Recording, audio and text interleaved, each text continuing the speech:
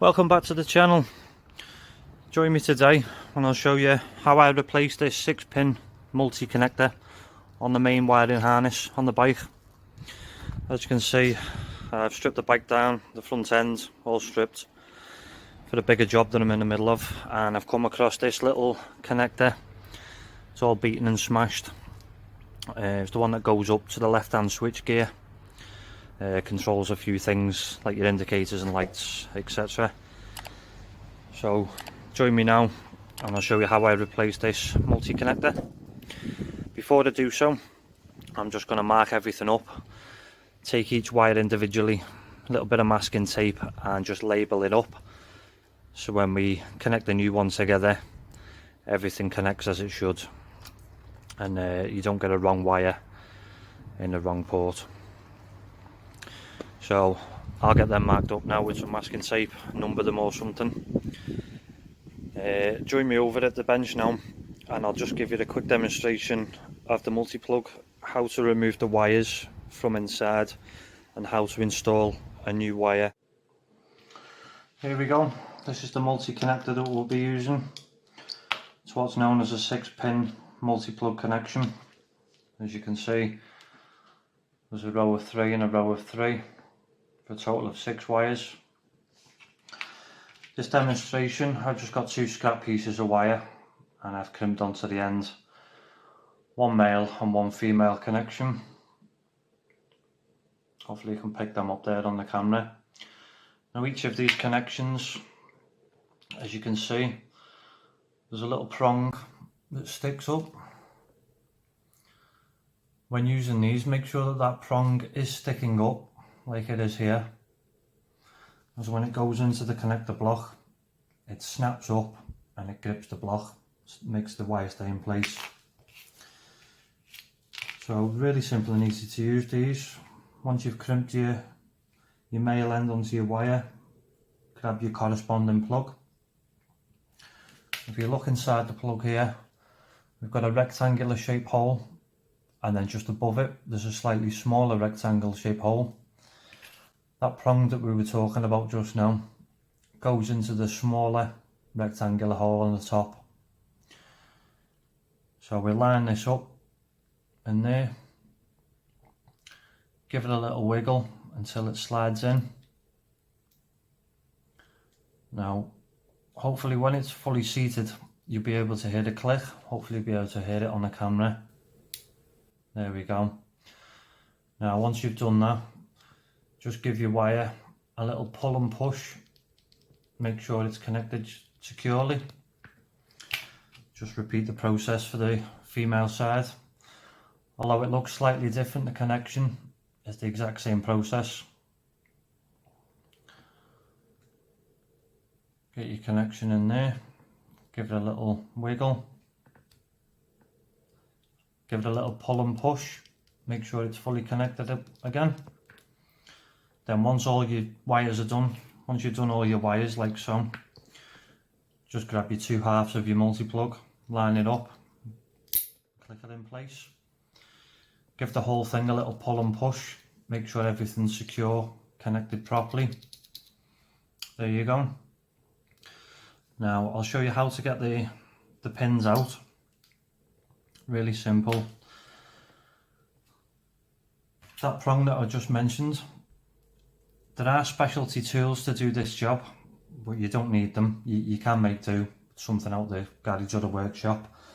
I've even heard of people using paper clips, or you can use a thin nail and hammer it down flat. I've just found this little precision screwdriver in my toolbox that I had. It was a little bit too fat at the end, so just took it on the bench grinder and I just filed it down. Hopefully you can see that okay there. I'll just give that a file down so it fits nicely into the hole. So as you can see, that little prong there, we just need to use this little tool, press on that prong, push it in, and whilst pulling on the wire, your connection should just pop out like so. Exact same process on the female side. just do the same again.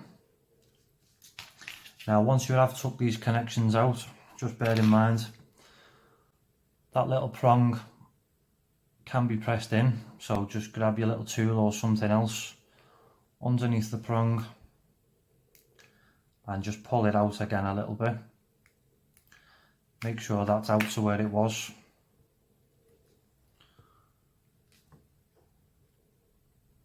Like so. Hopefully I can focus okay. Make sure that prong's out again like that, and then you can reuse it again. Simply slide it in the right hole, give it a little wiggle. Hopefully you can hear the click on the camera. There we go. Give it a little pull and push, and that's secure. There you go. Really easy to use. So there's your connection done. So we'll head back over to the bike now. Crack on. So here we are back over at the bike. As you can see, I've labelled all the wires, numbered all the wires there, so when they go back together we know which one goes to which. Now to do this job we only need a couple of simple tools that we should all have. Some wire cutters, some pliers, if you've got one, something like a wire stripper, cutter,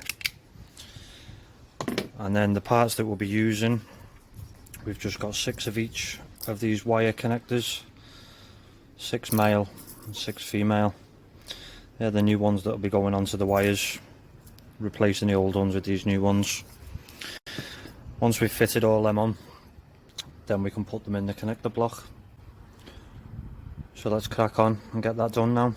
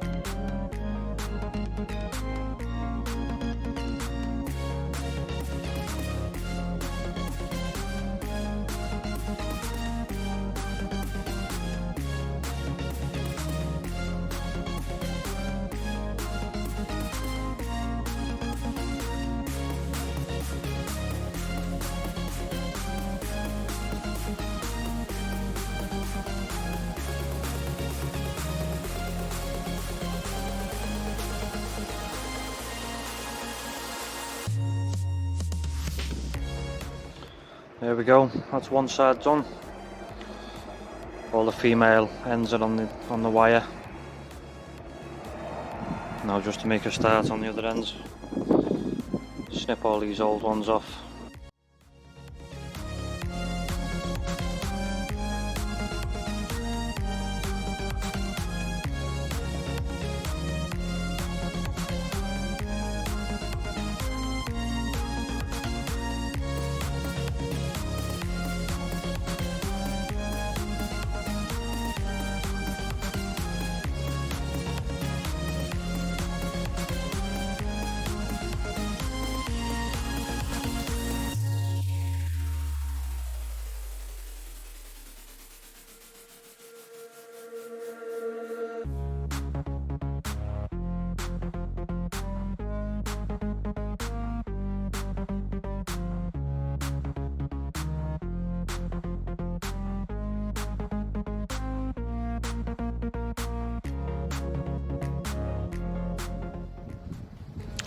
There we go, that's both ends of the wiring loom. The male ends all crimped on.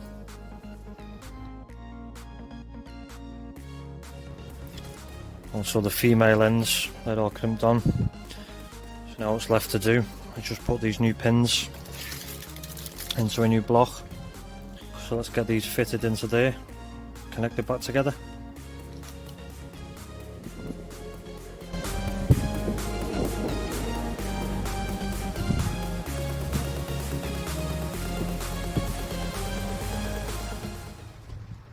There we go. Once all your pins are back in, instead of connect the blocks, just connect them back up.